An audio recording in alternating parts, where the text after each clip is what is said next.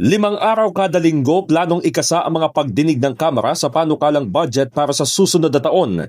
1 araw matapos formal na isumite ng Department of Budget and Management ang National Expenditure Program. Agad na nag-convene ang House Committee on Appropriations para sa kanilang unang organizational meeting upang talakayin ang rules of procedure sa budget briefings. Inaprubahan din sa pulong ang calendar ng budget deliberations na sisimulan na sa Lunes, August 18. Unang sasalang ang Development Budget Coordination Committee o DBCC na binubuo ng economic managers. Sinabi ni Committee on Appropriations Chairperson Micaela Swansing na mahalaga ang papel na kanilang gagampanan, lalo't magpapatupad ng mga bagong reforma sa proseso ang Kamara. The Committee on Appropriations of the 20th Congress will play a crucial role in history. We will be at the forefront of enacting big reforms in the budget process. Nadidinig po natin ang panawagan ng ating mga kababayan na mas maging bukas ang proseso at magkaroon sila ng mas malakas na boses sa pagbuo ng budget. This isn't about optics, it's about outcomes.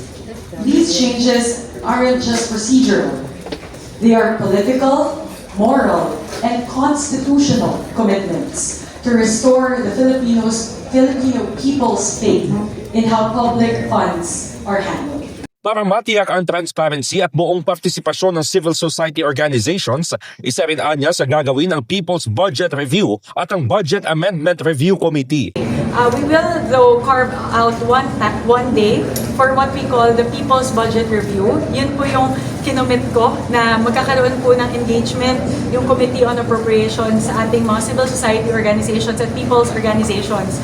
So ibibigay po natin yung araw na yun para sa People's Budget Review na pwede nilang ilatag lahat po ng kanilang mga tanong at kanilang mga suhestyon patungkol po sa ating budget. Ang aming tinitignan ay once a week mag-hear yung Budget Amendments Review Committee, Subcommittee, end of the week. So lahat po ng mga isusumite na mga proposed amendments para sa linggong iyon ay didinigin po sa Budget Amendments Review Committee sa dulo ng linggo. So every Friday.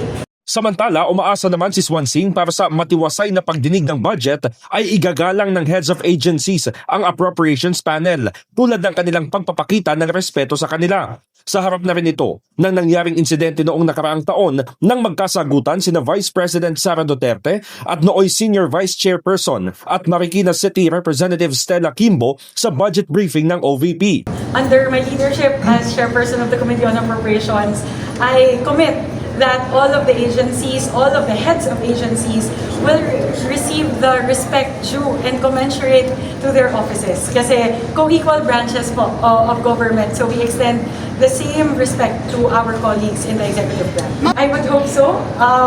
Expect is a strong term, but yes, I really do hope that the heads of agencies would extend the same courtesy of respect, and because all we want here, pare-pareho lang naman po tayo ng kagustuhan na talagang maging masusi yung pagdinig at deliberasyon patungkol sa budget. So, para po magawa natin yung talagang ganon na paghimay sa budget, kailangan po magkaroon tayo ng matiwasay na pagdinig and that is highly dependent on the way that all the parties engage with each other. Kung masusunod ang budget calendar na inaprubahan ng Appropriations Panel, sasalang ang PAGCOR at PCSO sa August 20, Department of Public Works and Highways sa September 1, Department of Education sa September 3, habang ang OVP ay sa September 12.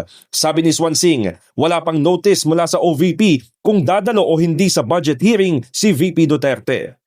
In the heart of changing lives, ako si Brigada Haji Caaminio ng 105.1 Brigada News FM Manila, the Music and News Authority.